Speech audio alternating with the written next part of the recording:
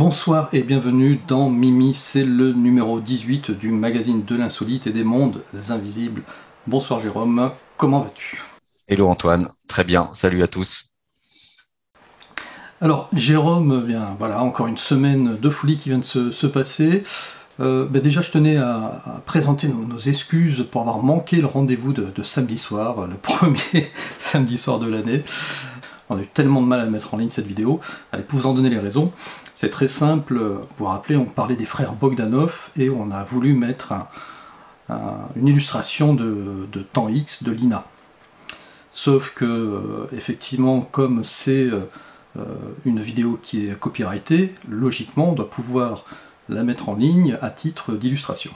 Mais YouTube a détecté le fait qu'on utilisait cette vidéo de Lina, on a peut-être dépassé un peu le temps sur l'illustration, donc non seulement ça a été coupé, mais ça a été interdit, c'est-à-dire qu'on ne pouvait pas la mettre en ligne. Du coup, j'ai retourné la vidéo, je l'ai un peu croppée, je l'ai un peu recentrée, etc. Elle est passée en ligne pendant 3 minutes, et là aussi ça a été à nouveau coupé. Tout ça pour vous dire que, bon, du coup, à chaque fois, il fallait refaire le montage, il fallait refaire l'upload. Donc, vous avez dû voir arriver la vidéo vers 2 heures. Pour le coup, on n'a pas fait de direct parce que c'était trop tard. La plupart des personnes étaient couchées, sauf nos amis canadiens. Tout ça pour vous dire, c'est la puissance, imaginez la puissance du calculateur de l'intelligence artificielle de YouTube qui est derrière tout ça.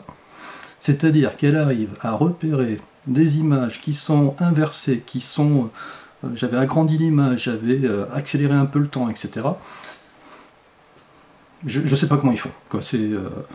Là, c'est vraiment de la folie. Derrière, il y a vraiment des calculateurs de malades. Bon, en plus, l'objectif, c'était pas de absolument passer ces images, parce que du coup, on a mis quelques captures d'écran. Mais voilà, c'est fou. Je sais pas ce que tu en penses, Jérôme. Big Brother YouTube, il a l'œil, il a l'oreille aussi, je sais pas aussi comment ça marche, les algorithmes pour détecter ce type de vidéo. Ouais, comme tu dis, ça mouline sévère chez YouTube parce que je sais pas ce qu'ils ont comme calculateur, mais c'est assez puissant en effet. Et moi, je tenais aussi à m'excuser par rapport à cette chronique avec les frères Bogdanov, parce qu'on a eu quelques commentaires sous la vidéo. J'ai inversé Grishka et Igor, mais il faut pas m'en vouloir. Depuis que je suis tout petit, j'arrive pas. Je sais pas, je m'étais mis un moyen mémotechnique dans la tête quand j'étais petit pour repérer les deux, mais je crois que je m'étais déjà inversé à ce moment-là, et du coup, ce moyen mémotechnique, j'arrive pas à m'en défaire, et j'ai encore inversé Grishka et Igor. Donc, mea culpa. Voilà, bon, en tout cas, ce qui est le principal, c'est que le fond de ce qu'on voulait dire est quand même passé. Donc voilà, on essaye donc pour ce samedi, même si on enregistre un petit peu avant, vous le savez, j'espère qu'on sera là au rendez-vous, qu'on n'aura pas de soucis de copyright, parce qu'on va encore vous balancer quelques vidéos ce soir, et pas piquer des verres, ouais, vous allez Insolite. voir, On est dedans. voilà, c'est insolite, mais ça interpelle quand même, ça interpelle. Donc on va y aller crescendo, et puis on va commencer par une transplantation cardiaque, Jérôme. Oui, j'ai vu ça cette semaine. Vous avez très certainement aussi entendu cette info cette semaine d'un homme, un Américain, qui aurait eu une transplantation cardiaque du cœur d'un cochon. Voilà, donc cet exploit entre guillemets s'est passé vendredi 7 janvier à Baltimore aux États-Unis. Donc c'est l'Américain David Bennett, 57 ans, qui a été greffé avec le cœur d'un cochon génétiquement modifié. Il faut savoir que, bon, on va en discuter, mais les organes, surtout le cœur du cochon, est vraiment le plus proche au niveau au niveau forme, etc. De l'homme. Et donc, avant de faire cette greffe de cochon, donc ce cochon apparemment a été, on va dire, cloné, génétiquement modifié. Certainement dès sa naissance, pour que son cœur puisse être vraiment 100% compatible avec celui d'un humain. Donc, alors pour votre information, on appelle cette technique la xénogreffe. Donc, c'est la transplantation d'organes d'animaux chez l'homme. Donc, apparemment, ce David Bennett, il ne pouvait pas recevoir de greffe humaine. Je pense qu'il y avait une incompatibilité, je ne sais pas. Et donc ses jours étaient comptés, hein, et après s'être résilié plusieurs mois avec une machine en guise de sursis, bon bah il a accepté cette opération de la dernière chance. Et cette opération pour l'instant est un succès puisque bah David Bennett est toujours en vie, hein, ça se passe bien pour lui. Donc, faut savoir aussi, c'est que les médecins, les spécialistes, les chercheurs qui s'étaient penchés sur ces xénogreffes et notamment la transplantation du cœur d'un cochon sur un humain, avaient fait des tests auparavant. Donc, ils avaient notamment fait la greffe du cœur d'un porcin dans l'abdomen d'un primate, et celui-ci avait survécu 3 ans. Donc voilà, ils ont sauté le pas. On est passé maintenant de la greffe d'organes animal chez l'homme pour la première fois. Alors évidemment, ça va soulever beaucoup de questions parce que bon, il y a quand même de sérieux problèmes éthiques, hein, derrière ces expériences, ces manipulations. Bon, moi tout de suite quand j'ai appris cette nouvelle, tu sais quoi Antoine, moi j'ai tout de suite pensé au livre de Bernard Werber, Le père de nos pères. Je ne sais pas si vous avez lu ce livre. Moi, il m'avait passionné ce livre. Bon, je vais peut-être le spoiler pour ceux qui ne l'ont pas lu, mais Alors, on va même grave le spoiler, donc si vous ne l'avez pas lu, allez faire un petit tour là pendant 2 minutes. Parce qu'effectivement, alors l'enquêteur, je ne me rappelle plus comment est-ce qu'il s'appelle, il enquête sur un meurtre, hein, c'est ça, et puis en cherchant, il remonte aux origines de l'humanité, et il découvre que l'humanité, que le premier homme et la première femme ne sont pas forcément ceux à quoi on s'attend. Ce ne sont pas forcément deux Homo erectus, mais voilà, et c'était un singe avec une truie, voilà, la femelle du C'est ça. cochon. Voilà. Donc en fait, il se retrouve piégé dans une espèce de grotte. Enfin, le singe tombe dans un trou et se retrouve au fond d'une grotte. Et bon, le plafond de cette grotte, c'est comme un grand dôme avec ce fameux trou dans lequel il est tombé.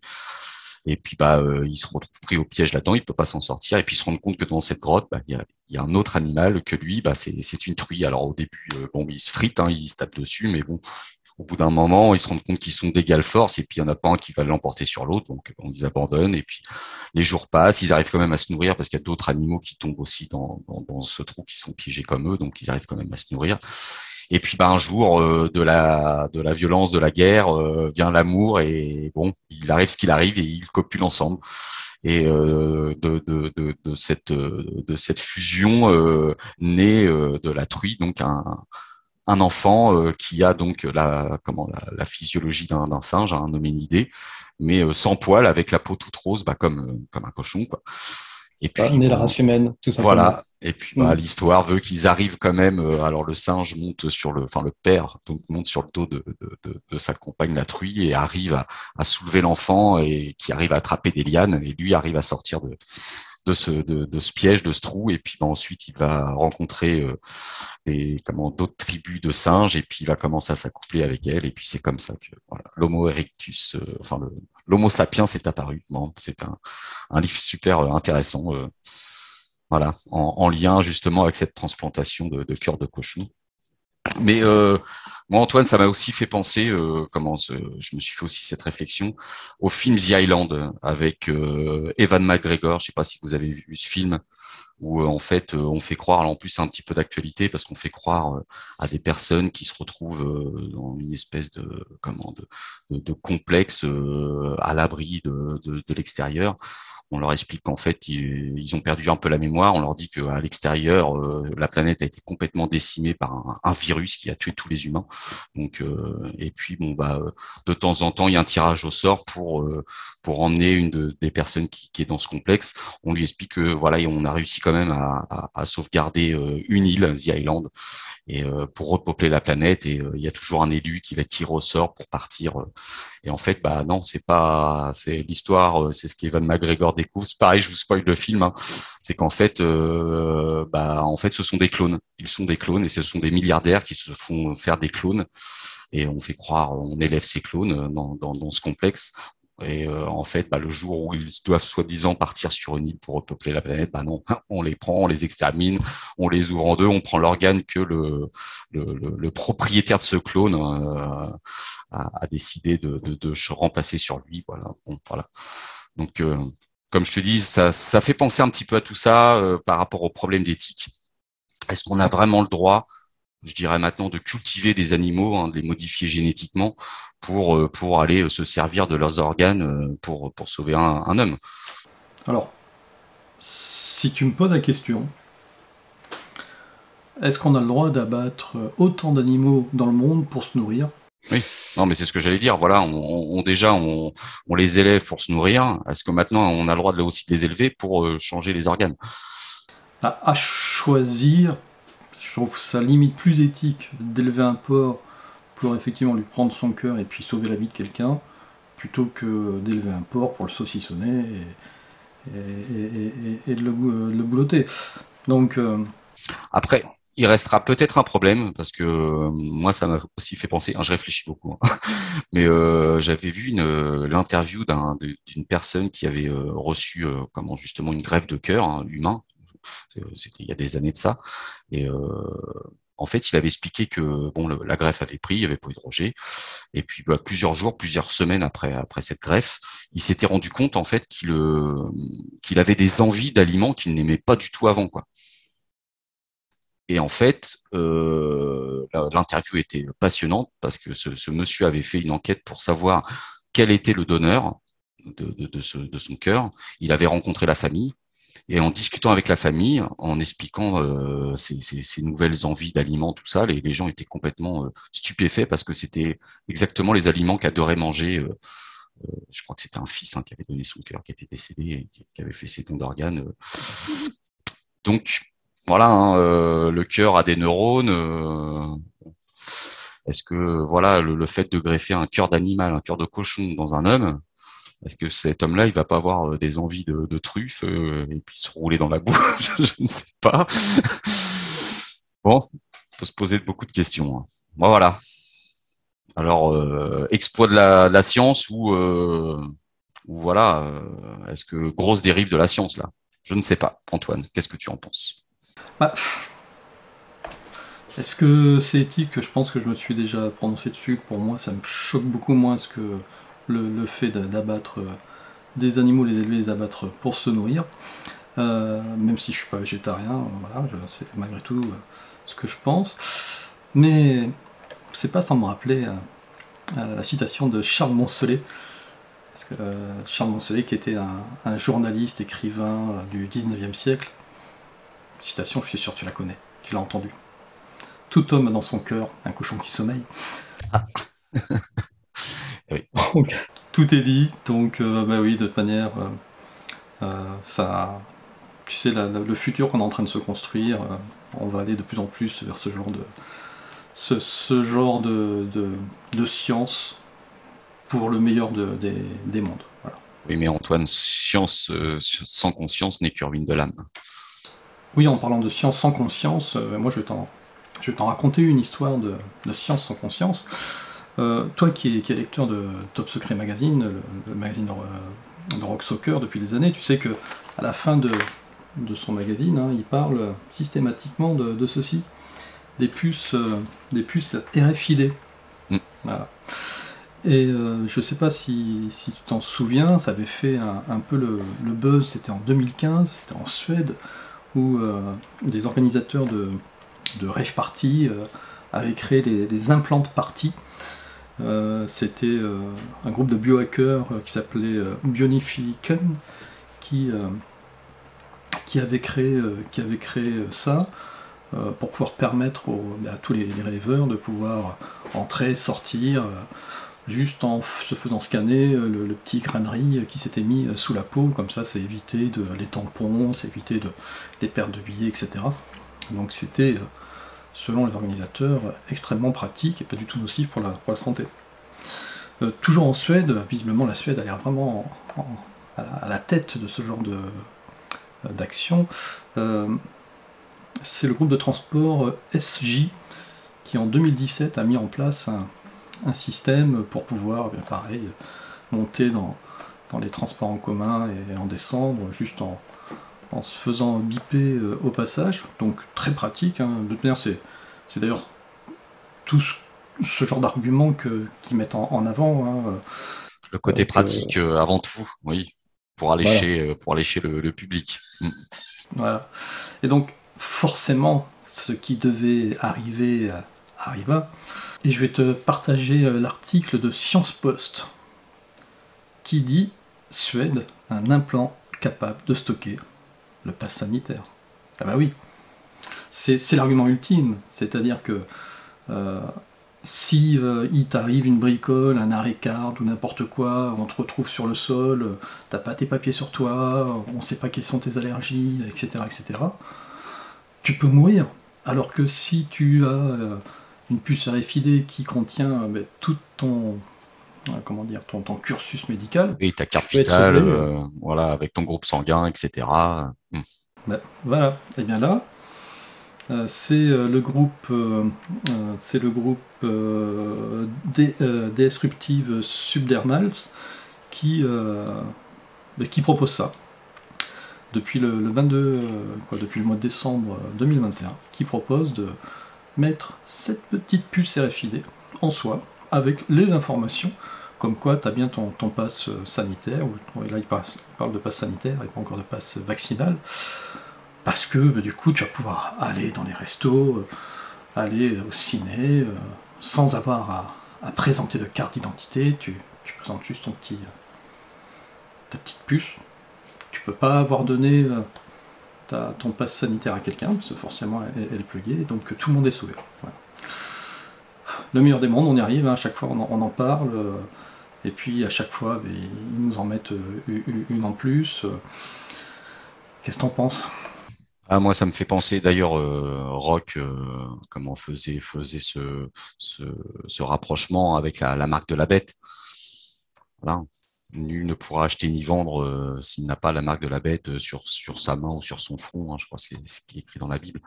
Et justement, il y a déjà pas mal d'années de ça, dans les éditos de Rock par rapport à cette puce RFID, ils en parlaient que si jamais on pouvait s'implanter, après c'était la carte bancaire aussi dans la puce.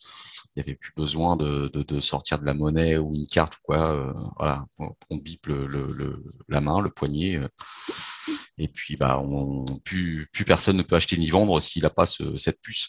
Mais aujourd'hui, c'est complètement d'actualité parce que maintenant, voilà, si en plus on vous implante le pass vaccinal dans cette puce et puis que la puce devient obligatoire pour éviter les fraudes, etc. Parce que là, on pourra plus emprunter le pass à Pierre-Paul Jacques, ça sera le vôtre. Il y aura pas de tromperie. Donc, est-ce que voilà, si on continue à les laisser faire, hein, dans toute cette dérive voilà de crise sanitaire, mais bon, là, c'est une dictature sanitaire. Est-ce qu'on va pas en arriver là dans quelques mois ou quelques années, quoi? On y va, et puis en dehors du côté sanitaire, tu as des arguments, ça va lutter contre le travail au noir. Eh bien oui, si tout ton argent est stocké forcément sur cette puce, et donc il faut que le transfert soit validé par un organisme fédéral ou un organisme d'État, plus de travail au noir. Donc pour un État qui veut effectivement mettre avoir la main mise sur sa population et sur la vie privée de sa population, c'est du pain béni. Donc je disais, oui, on va forcément finir par voir arriver cette dérive technologique dans nos vies. Et moi, je nous laisse encore 10 ans avant d'y avoir droit à la puce RFID. De toute manière, tu le vois bien, même tu vas à Decathlon, t'as même plus besoin de passer devant des caissières, tu poses tout en vrac dans un bac, les puces RFID sont dans les étiquettes, hop, ça... Voilà. Et puis Amazon qui a inventé ces magasins Amazon où là c'est pareil, tu prends tes articles, tu sors, t'es scanné à la sortie, les puces RFID sont scannées à la sortie. On y va tout droit. Là, c'est ça. Voilà. N'espérez pas y échapper, de toute manière on n'échappera plus à rien, là on y va tout droit. Et en parlant encore d'aberration sanitaire, même si c'était pas le sujet de ce soir, mais il faut que j'en parle de cette news qui nous vient du Canada. Et j'en profite pour donner mon bonjour à Dino. Figure-toi qu'au Canada, pour aller dans les coffee shops, donc pour aller acheter ton cannabis, ou pour aller acheter ton alcool, il te faut ton pass vaccinal, il faut être vacciné. Voilà. Et là, ce qu'ils sont en train de passer, c'est que par contre, si tu n'es pas vacciné, eh bien tu vas mais de façon quotidienne, hein, sans aller dans ce genre de choses. Tu vas écoper d'une amende de, alors je ne sais plus combien c'était, 70 $ canadiens ou 100 $ canadiens. Alors, l'émission ne disait pas si c'était par jour ou par mois, mais tu vois l'aberration du truc, c'est finalement, et j'ai rien contre les fumeurs de shit, hein, c'est que finalement, aller chercher sa boulette de shit d'État, en tout cas patentée par l'État, bah, à partir du moment où tu es vacciné, c'est bon. Ça, pour la santé, il n'y a aucun risque. Mais par contre, si tu n'es pas vacciné, là, on va t'aligner. C'est le monde à l'envers. Mais vraiment, quoi, ça devient le monde à l'envers. Oui, et puis ça va inciter les personnes à retourner au marché noir, chercher leurs boulettes, quoi. Alors que si des coffee shops sont ouverts, justement, c'est pour limiter le marché noir. Enfin voilà, c'est encore une aberration. De toute façon, je sais plus, ils savent plus quoi inventer maintenant comme truc. C'est ça.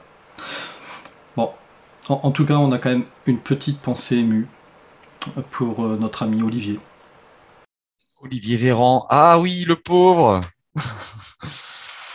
Oui, j'ai appris qu'il avait chopé le coco, le pauvre. Ben oui, le pauvre. Il n'a pas dû respecter les gestes barrières, les embrassades dans les ambassades. Il faut pas. Voilà.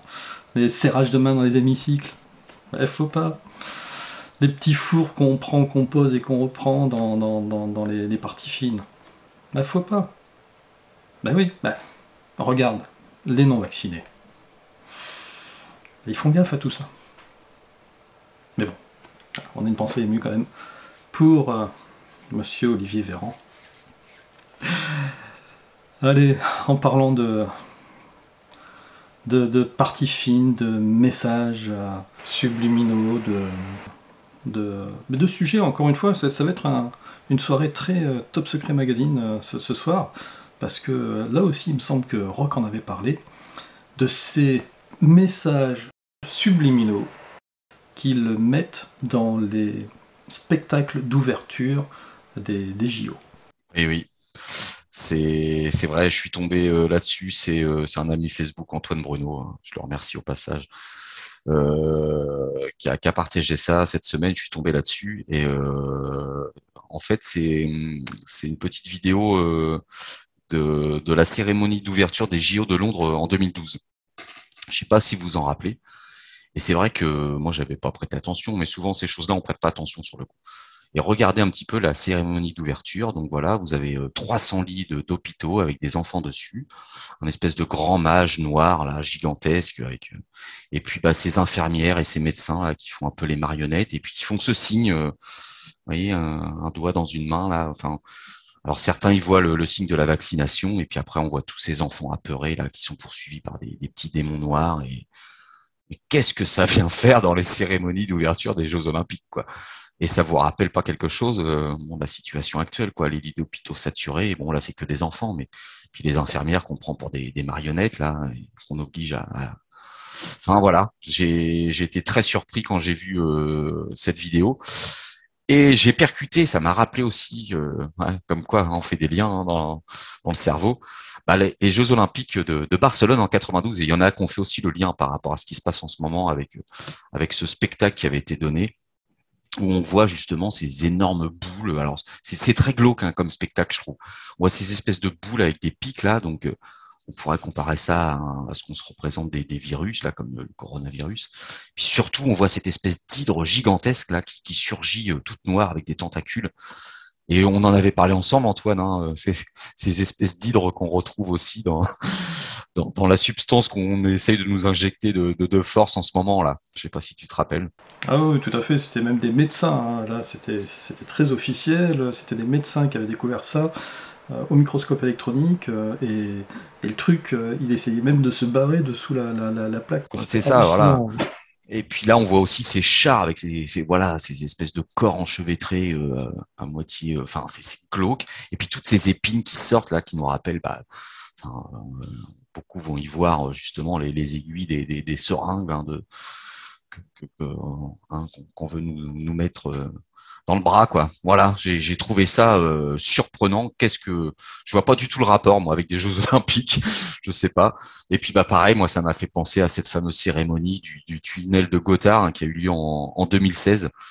Où c'est pareil, à un moment donné, voilà, on voit ces espèces bon, ces comédiens là qui sont tous dénudés, et puis cette espèce de personnage déguisé en Lucifer, enfin je sais pas, avec cette tête de bouc sur la tête là, c'est très luciférien quoi. Regardez, voilà.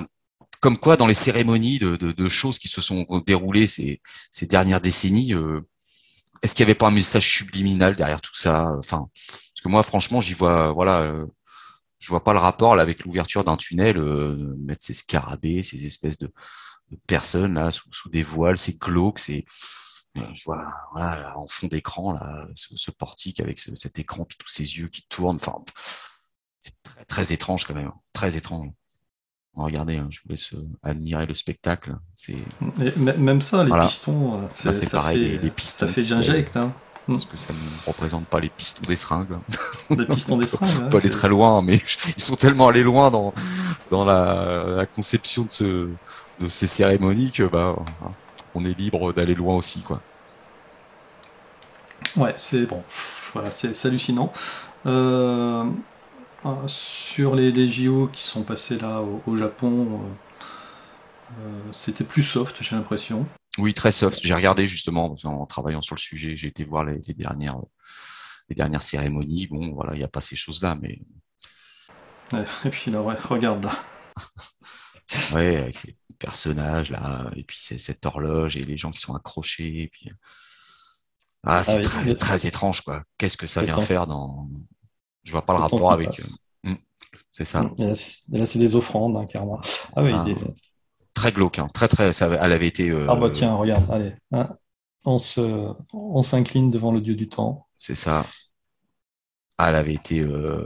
Ça avait fait un peu polémique hein, cette cérémonie du tunnel de Gotthard. Mm. Parce que, vraiment. Il y a de quoi se poser de grosses questions sur la santé mentale de celui qui a organisé le spectacle. Oui, sauf s'il a des messages à faire passer, c'est toujours pareil. Exactement. Voilà. Bon, eh ben, écoute, là il va y avoir les jeux d'hiver là cette année. Oui. Et puis on va voir aussi En Chine. nos JO en 2024, hein, je crois, où Ah bon. la cérémonie va se dérouler sur la scène. On verra si on y est encore en 2024. Hein, C'est ça. qu'est-ce qu'ils vont nous sortir. On verra bien. Ok, écoute, merci donc à l'auditeur qui t'a envoyé l'info. Moi je voulais revenir sur une info qui est pas si vieille que ça, qu'on a traité dans Mimi numéro 16. Est-ce que tu te rappelles de ce fameux rover U2-2 qui avait été sur la Lune, la face cachée de la Lune, et puis tu as les opérateurs depuis la Terre qui en faisant un tour d'horizon, ils sont tombés sur une espèce de masse à fleur d'horizon. Ah, tiens, je vais partager l'info. Et puis, on n'est jamais mieux servi que par soi-même, je vais nous auto-partager. Voilà. Donc ça, c'était l'émission Mimi 16, où effectivement, donc on présente là ce cube. Vraiment, il fait vraiment cubique, hein. Je sais pas ce que t'en penses. Oui, il l'avait surnommé la cabane, ou je ne sais plus. C'est ça, ouais, c'est un petit nom comme ça, la cabane. Bon, et puis ce qu'il disait, c'est que pour pouvoir vraiment se rapprocher au maximum de cet artefact, on va dire, il fallait presque 3 semaines, un mois. C'est ça. Bon. Puis je crois qu'on avait conclu ce sujet-là en disant, bon, ben, tu verras que dans un mois, ils nous diront que tout ça, c'était du pipi de chat, et que finalement, ça va être un rocher. Je crois qu'on avait dit quelque chose comme ça. Et pourtant, là, on voit bien, là, c'est vraiment une structure. J'aime pas me réécouter, mais je la réécouterai pour voir ce qu'on avait. Là, il y a vraiment une structure bien. Voilà. Donc effectivement, l'objet cubique découvert sur la face cachée de la Lune n'est plus un mystère. C'est Tom's Guide, le site de Tom's Guide qui nous dit ça. En fait, il s'est rapproché, le rover, et puis en fait, ce qu'il a trouvé, eh bien, c'est ça, là, c'est ce rocher, à côté de ce cratère. Et puis on va voir un peu plus bas une image un peu plus zoomée de ce rocher, mais déjà là, juste quand on le regarde comme ça,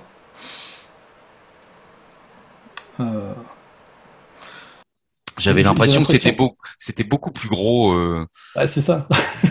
Rien que Là, quand on on dirait compare un petit caillou, quoi, mais alors que la première photo qu'ils avaient diffusée, enfin vidéo, on avait l'impression que c'était quelque chose d'assez gros de loin, parce qu'il avait dit il va falloir plusieurs. Non, c'est une photo, hein. Il n'y avait pas eu de vidéo, c'est une photo, mais effectivement, c'était de loin, la perspective, qui était beaucoup plus éloignée, on a l'impression que c'était la même taille que celui-ci. Mais bon. Et donc, ils ont zoomé sur ce... Et voici comment c'est traduit. Bah, quand ils se rapprochent, voilà ce que c'est, en fait. C'est un caillou, comme ça. Et ils disent, la hutte, parce que donc il appelait ça la hutte, je crois, devient le lapin de jade. Voilà. J'aurais pu dire le lapin blanc, quand même. Voilà, c'est là où je voulais en venir, et c'est pour ça que d'ailleurs je disais que ça allait être un spécial top secret ce soir, parce que tu sais combien ça a été un sujet très récurrent, cette histoire de lapin blanc dans Top secret. Voilà. Et là donc l'article, hein, il dit ce n'est plus un cube aux allures de hutte qui nous apparaît, mais plutôt un lapin affairé à manger, ainsi preuve de la puissance de notre imagination, ce qui était une petite maison est maintenant surnommé le Jade Rabbit, ou le lapin de jade en français. Mais quand t'es quand t'es dans tout ce dans quoi on est. Et bah oui. Oui. Nous Là, sortir le lapin du chapeau, là, c'est magique. Ah oui. voilà, c'est tellement évident, quoi. Je sais pas, je vois même pas comment est-ce qu'ils peuvent... Ils auraient mis un bloc. Voilà, on n'en parlait plus, effectivement.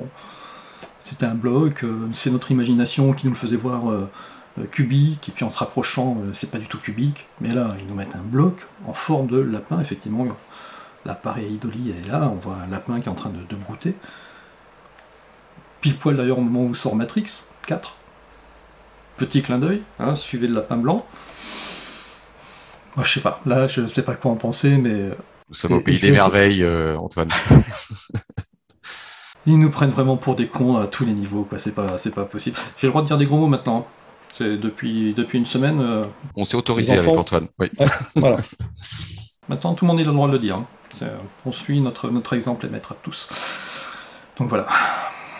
Voilà, c'est. Ouais, non, mais c'est vrai. Et puis, peut-être que s'ils zooment encore dessus, on va peut-être voir autre chose. Hein, je sais pas. Oui. Bon, mais non, mais de toute manière. Voilà, maintenant, c'est un caillou qui ressemble à un lapin, ça fait sourire tout le monde, et puis on passe à autre chose, et puis non, il faut surtout pas montrer ce que c'était. Exactement, voilà. Donc là, je pense qu'il y a beaucoup de personnes qui nous suivent, ça va les interpeller, parce que, mais vraiment, ça a été sur des dizaines de numéros que Rock avait ces espèces de clins d'œil à chaque fois qu'il enquêtait.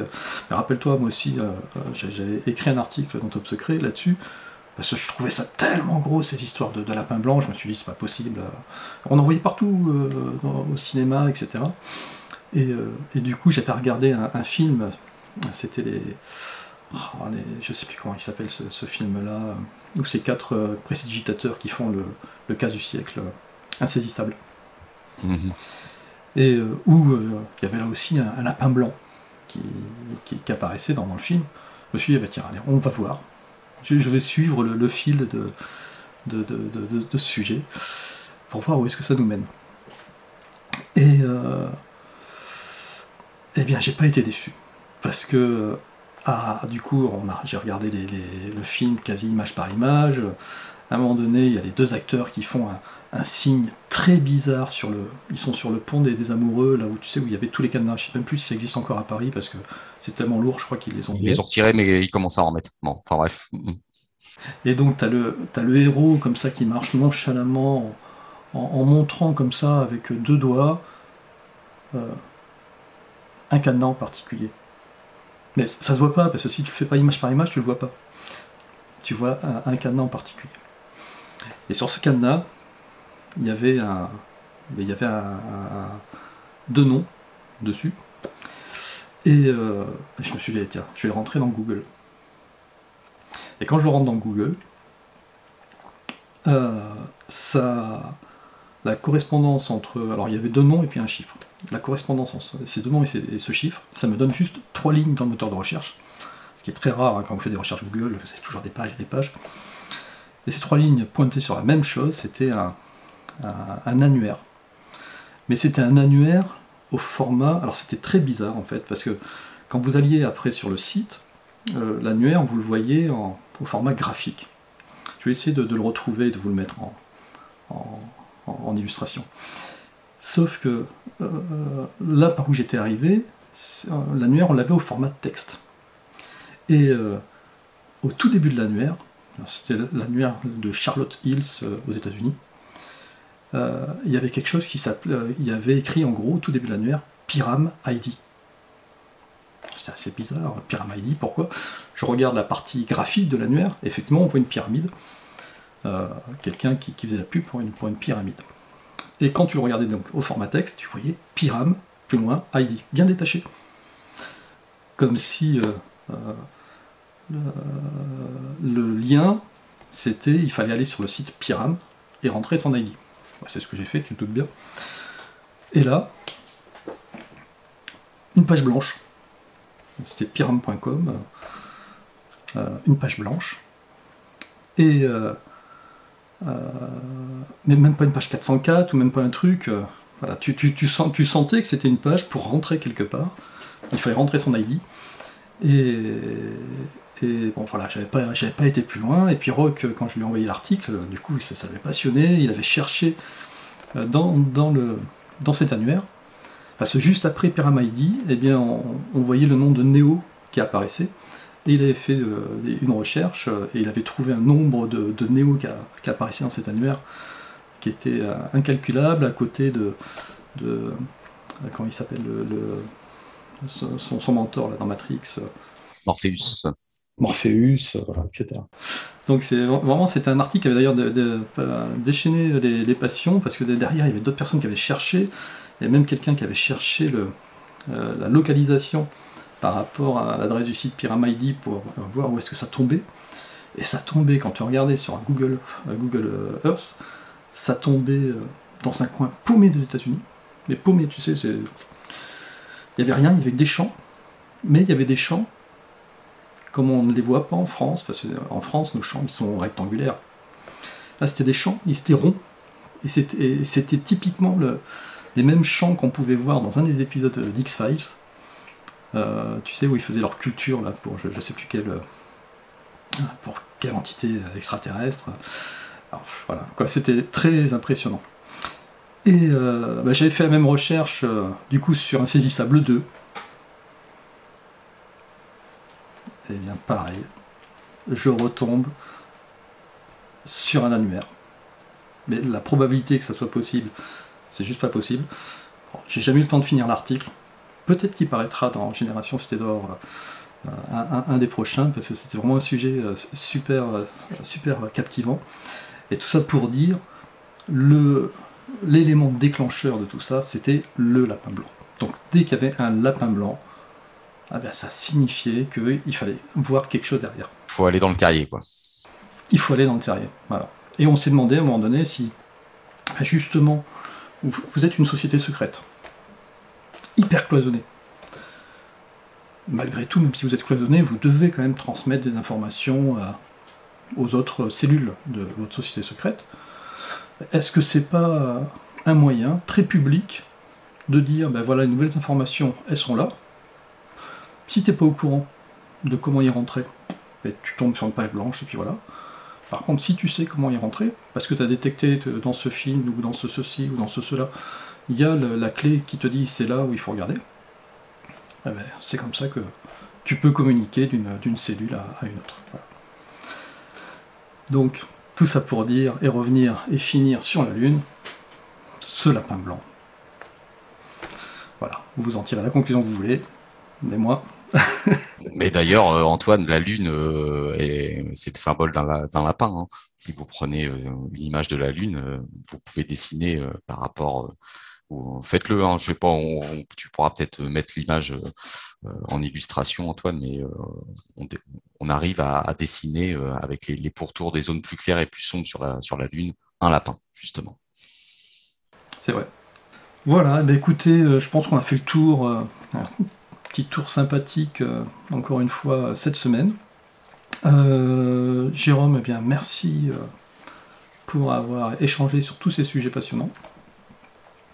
Et puis je te dis à la semaine prochaine. Merci Antoine, merci aussi pour tes sujets et ces petites surprises de dernière minute, comme tu me fais toutes les vidéos. En tout cas, je vous souhaite une bonne soirée, un bon week-end si vous nous regardez samedi. Et puis, ah oui, c'est une dernière info, on a lancé les soldes sur le site générationcitédor.com, donc profitez-en, hein, il y a un certain nombre d'articles qui vont jusqu'à 20% de réduction. Voilà, et puis profitez-en pour découvrir le magazine si vous ne le connaissez pas. Et pour ceux qui vont acheter le numéro 8, allez, ça y est, l'imprimeur m'a annoncé les dates, et le temps que ça arrive après chez vous, ça sera pour la fin du mois, entre le 29 et le 31 janvier. Voilà. Allez, portez-vous bien, à très bientôt, ciao ciao.